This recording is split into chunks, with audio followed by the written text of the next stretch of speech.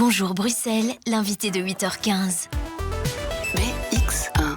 Notre invité ce matin, c'est Bernard Clairfailly, ministre de l'Emploi en région bruxelloise. Bonjour Bernard Clairfailly. Bonjour. 108 métiers en pénurie à Bruxelles. La liste vient d'être publiée, elle est révisée tous les ans. C'est 5 de moins qu'en 2021, mais ça fait quand même plus d'une centaine. Ça reste une liste impressionnante ?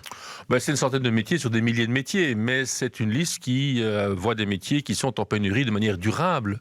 Et donc il faut s'attaquer à ça de manière durable. C'est un peu les mêmes métiers qu'en Flandre, en Wallonie, en France ou aux Pays-Bas.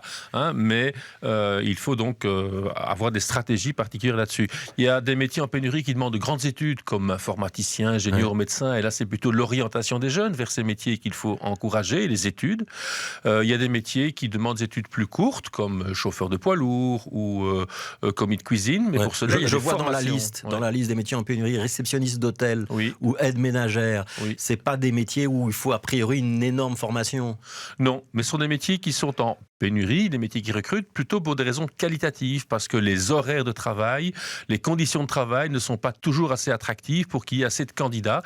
Et donc ça relève plus d'une réforme fiscale qui ferait que le travail paye mieux parce qu'il y aurait moins d'impôts. Donc là, vous renvoyez plutôt la balle vers le fédéral. Mais en tout cas, c'est ce que tous les experts disent. Il faudrait qu'on paye moins vite de l'impôt quand on est dans les premiers revenus, dans les premières gammes de revenus, dans ces métiers-là, et ou que les secteurs adaptent le temps de travail, le salaire ou le temps de travail pour rendre ces métiers plus attractifs, plus compatibles avec la vie de famille. Et c'est le cas, par exemple, des couvreurs et des plafonneurs qui sont aussi dans la liste. Exactement. Des métiers la construction, en pénurie.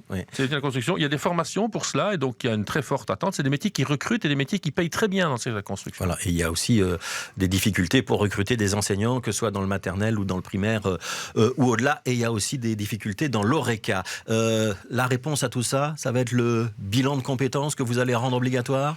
Alors, ce n'est pas la seule réponse, mais une des réponses, c'est d'accompagner mieux les chercheurs d'emploi inscrits chez Actiris, de demander à Actiris, d'obliger Actiris de faire un bilan de compétences pour chacun des chercheurs d'emploi, et dans le plan d'accompagnement individualisé, voir avec chaque chercheur d'emploi quelle formation il peut faire pour enrichir son CV et augmenter ses chances de trouver un emploi. Quand on suit une formation, on augmente ses chances de 30% de plus de trouver un emploi, donc c'est essentiel. Ce qui va devenir obligatoire en région bruxelloise, l'ordonnance que vous avez déposée va être votée aujourd'hui par le Parlement régional bruxellois.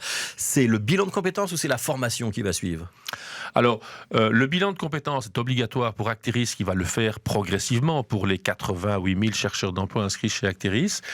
Chaque chercheur d'emploi a l'obligation de faire un plan d'accompagnement individuel et de suivre les mesures qu'il choisit de suivre avec son coach, avec son accompagnateur. Certains sont peut-être parfaitement formés et doivent peut-être s'activer dans la recherche d'emploi. D'autres doivent compléter leur CV d'une formation en langue ou en numérique ou une formation métier.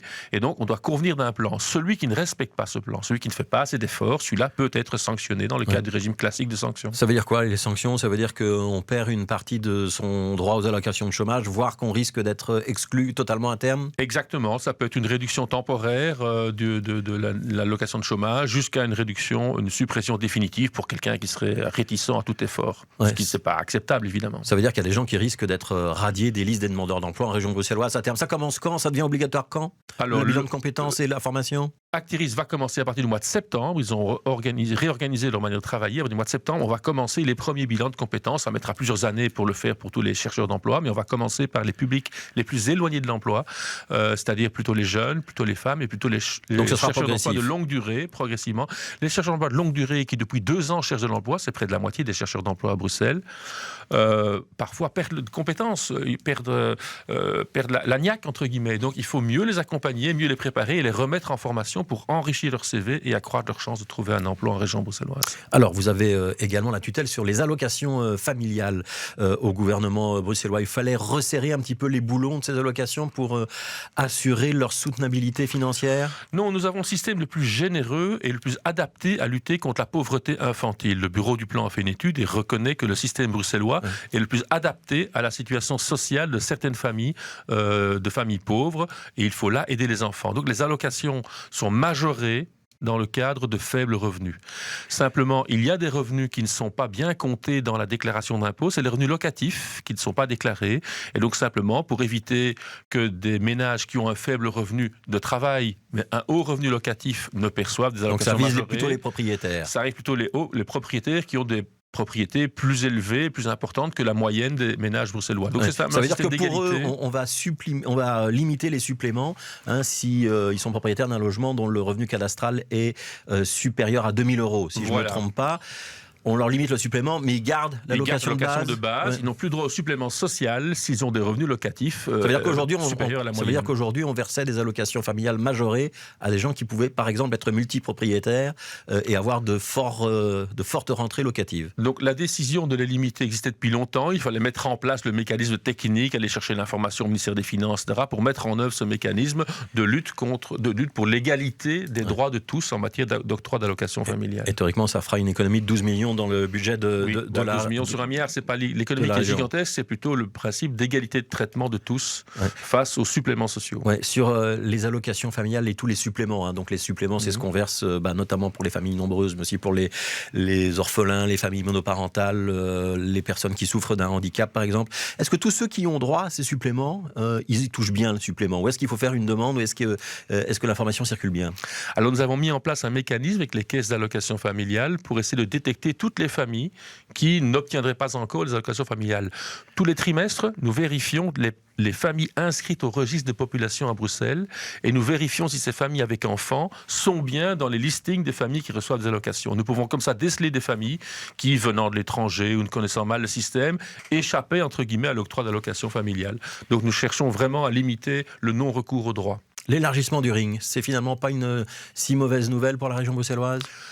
La demande flamande d'élargir le ring de manière brute et brutale n'était pas une bonne solution. Donc la Flandre est déjà en train de revoir son projet. Vous aviez prévu de vous y opposer dans l'accord de gouvernement et finalement la région ne s'y opposera pas tant que ça. Parce que le projet flamand s'est beaucoup modifié et a répondu à beaucoup des demandes de la région bruxelloise. Donc aujourd'hui, notre résistance, nos demandes ont en partie été entendues par la Flandre.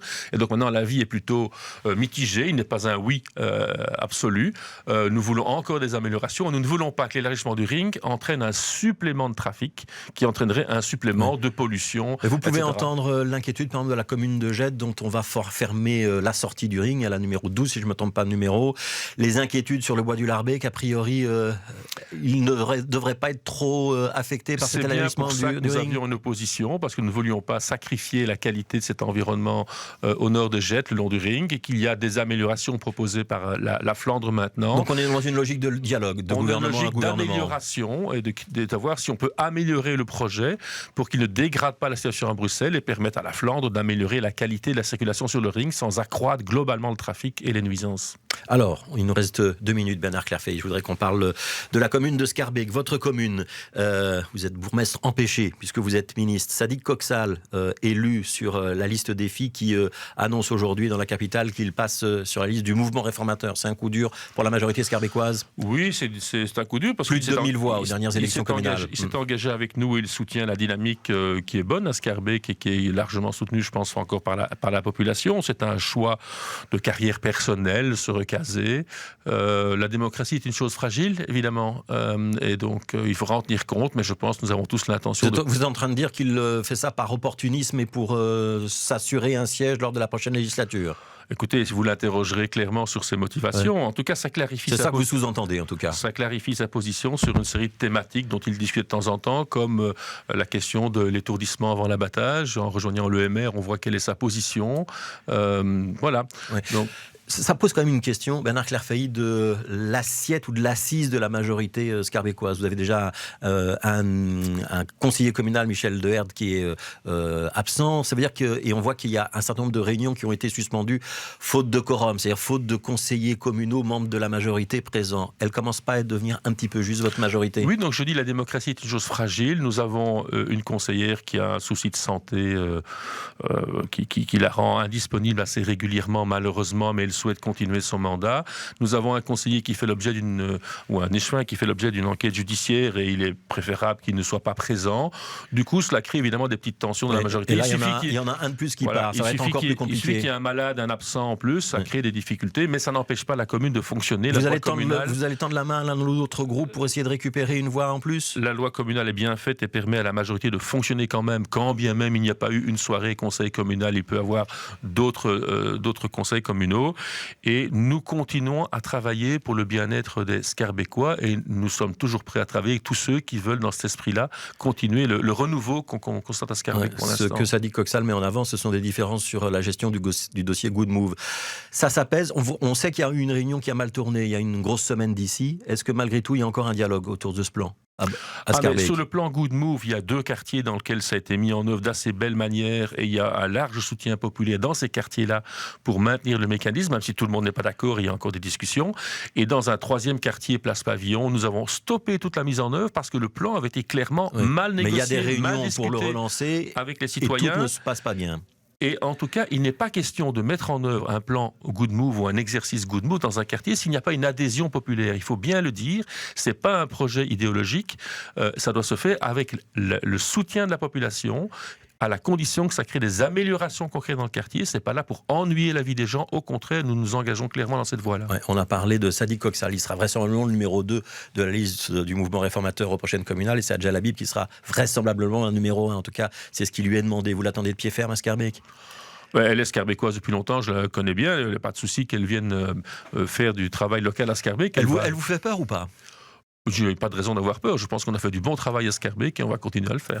Merci Bernard Clairfailly, merci d'avoir été notre invité ce matin. Et donc je rappelle, l'une des informations qu'on a développées, c'est le vote aujourd'hui au Parlement bruxellois de l'ordonnance qui prévoit de rendre obligatoire le bilan de compétences pour tous les demandeurs d'emploi à terme en région bruxelloise. Il est 8h27. Juste après la pub, ce sera votre choix musical. C'est Dick Arnegarn, Bruxelles.